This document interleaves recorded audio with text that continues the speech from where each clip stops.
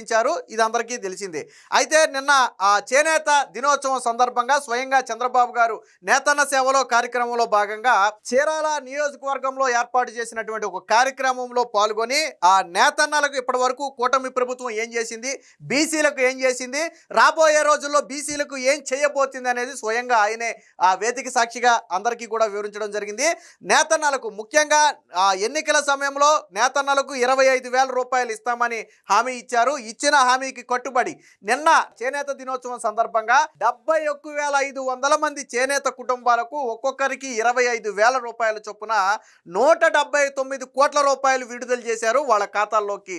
అలాగే దాదాపుగా 200 కోట్ల రూపాయలు విలువైనటువంటి విద్యుత్ సబ్సిడీని ఇచ్చారు. వేలాది మంది చేనేత కార్మికులకు ఆ విద్యుత్ సబ్సిడీ అనేది చాలా ఉపయోగపడింది.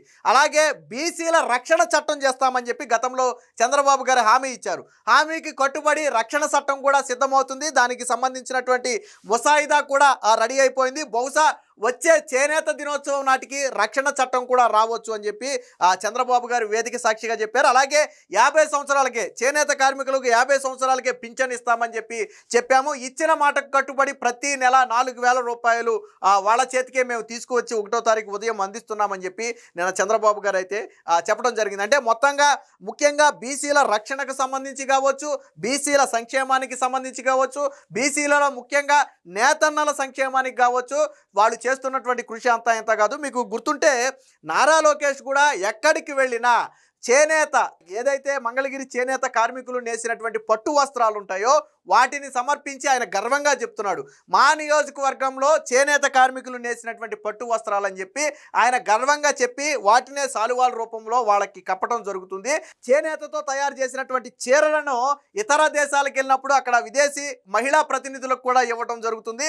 గతంలో ఒక విదేశానికి చెందినటువంటి మహిళా ప్రతినిధి కూడా దాన్ని కట్టుకుని చేనేత చీర కట్టుకుంటే చాలా ఆనందంగా ఉంది, చాలా అందంగా కూడా ఉన్నానని సోషల్ మీడియాలో పోస్ట్ పెడితే దానికి నారా లోకేష్ గారు కూడా స్పందిస్తూ చాలా సంతోషంగా ఉందని చెప్పి చెప్పడం జరిగింది. అంటే చేనేతను ఎంతలా ప్రోత్సహిస్తున్నారు అనడానికి నేను ఒక ఉదాహరణ చెప్తున్నా. నారా లోకేష్ గారు ఎక్కడికి వెళ్ళినా కానీ చేనేత గురించి చెబుతూనే ఉంటారు. చేనేత కళాకారుల చీరలు కావచ్చు, లేదా వాళ్ళు వేసిన సాలువాలు కావచ్చు, పంచెలు కావచ్చు, వీటిని వివిధ దేశాల ప్రతినిధులకు అధినేతలకు ఇచ్చి వారికి కప్పి సగర్వంగా చెబుతున్నటువంటి పరిస్థితి. అంటే చేనేతను ఎంతలా ఆదరిస్తున్నారో చెప్పడానికి నారా లోకేష్ గారు చేస్తున్నటువంటి కృషి చెప్పొచ్చు. నిన్న స్వయంగా చంద్రబాబు గారే మగ్గం నేసి ఒక చేనేత కుటుంబాన్ని పరామర్శించి కుటుంబం దగ్గరికి వెళ్ళి స్వయంగా ఆయనే మగ్గం నేసి వాళ్ళ కష్టాలను కూడా అడిగి తెలుసుకోవడం అయితే జరిగింది. దీనికి సంబంధించినటువంటి వార్త కూడా ఒకటి వచ్చింది, ఒకసారి చూద్దాం. బీసీ రక్షణకు చట్టం ఇప్పటికే ముసాయిదా సిద్ధం, చేనేతకు పూర్వ వైభవమే లక్ష్యం, కుటుంబానికి ఇల్లు, రాష్ట్రానికి రాజధాని అవసరం, మాది బ్రాండ్ ఇమేజ్ అయితే వారిది బ్యాడ్ ఇమేజ్ అని చెప్పి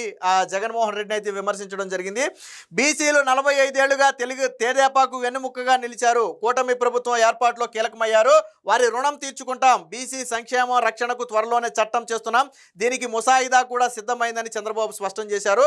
రాష్ట్రం ఆర్థికంగా ఇబ్బందుల్లో ఉన్నప్పటికీ సంక్షేమం అభివృద్ధిలో రాజీ పడటం లేదని చెప్పారు. జాతీయ చేనేత దినోత్సవాన్ని పురస్కరించుకుని బాపట్ల జిల్లా చీరాల సమీపంలోని కొత్తపేటలో నిర్వహించినటువంటి నేతన్న సేవలో కార్యక్రమంలో పాల్గొన్నారు. మొత్తంగా రాష్ట్రంలో అర్హులైన 71,536 చేనేత కుటుంబాలకు ఒక్కొక్కరికి 25,000 చొప్పున 179 కోట్ల రూపాయలను అయితే విడుదల చేయడం అయితే జరిగింది. దేశం గర్వించదగ్గ కళ చేనేత, మన రాష్ట్రం అలాంటి కళలకు నిలయం. చీరాల కర్చీఫ్లు ఒకప్పుడు విదేశాలకు ఎగుమతి చేసేవాళ్ళు, దీన్ని మినీ ముంబైగా పిలిచేవాళ్ళు. అధికారంలో ఉన్న ప్రతిపక్షంలో ఉన్న చేనేత కార్మికులు తేదేపాకే ఓటేశారు. అందుకే రాయితీపై చేనేతకు విద్యుత్తు 50 ఏళ్లకే పింఛన్ ఇస్తామన్న మాట నిలబెట్టుకున్నాం. ఉప్పాడలో మౌలిక సదుపాయాల ప్రాజెక్టు, మంగళగిరిలో హ్యాండ్లూమ్ పార్క్ ఏర్పాటు చేస్తున్నాం. చేనేతకు ఏడాదికి 25,000 రూపాయలు ఇస్తున్నాం. ఈ రంగం పూర్వవైభవం తీసుకురావడమే లక్ష్యం. అందుకే జాతీయ చేనేత దినోత్సవం రోజున నేతన్నల సేవలో పథకాన్ని ప్రారంభించామని చెప్పారు. చెప్పినవే కాదు చెప్పనివి కూడా మేము చేస్తున్నామని చెప్పారు. అలాగే ఉచిత విద్యుత్ ద్వారా 62,541 చేనేత కుటుంబాలకు, అలాగే 10,032 హ్యాండ్లూమ్ యూనిట్లకు ప్రయోజనం. రాష్ట్ర ప్రభుత్వం ఇచ్చే ఉచిత విద్యుత్ వల్ల వాళ్ళకి ప్రయోజనం కలుగుతుంది. అలాగే 85,000 మంది కార్మికులకు 4,000 రూపాయల చొప్పున నెలకు 35 కోట్ల రూపాయలు పింఛన్ రూపంలో వాళ్ళకి ఇస్తున్నామని కూడా చెప్పారు. రాష్ట్రంలోని 109 చేనేత సొసైటీలకు క్యాష్ క్రెడిట్ ద్వారా 79 కోట్ల రూపాయలు ఇప్పటి వరకు రాష్ట్ర ప్రభుత్వం ఇచ్చినట్టుగా కూడా చెప్పారు. ఇదంతా కూడా తేదేప సంక్షేమానికి కూటమి ప్రభుత్వం చేస్తున్నటువంటి కృషి. ఇటు చేనేత కుటుంబాలకు అలాగే హ్యాండ్లూమ్లకు కావచ్చు విద్యుత్ రాయితీ వల్ల కొంత ప్రయోజనం జరిగింది. అలాగే 50 ఏళ్లకే పింఛన్ రూపంలో కొంత ప్రయోజనం చేశారు. అలాగే చేనేత సొసైటీలు ఏవైతే ఉన్నాయో వాటికి ఇప్పటికే 79 కోట్ల రూపాయలు విడుదల చేశారు.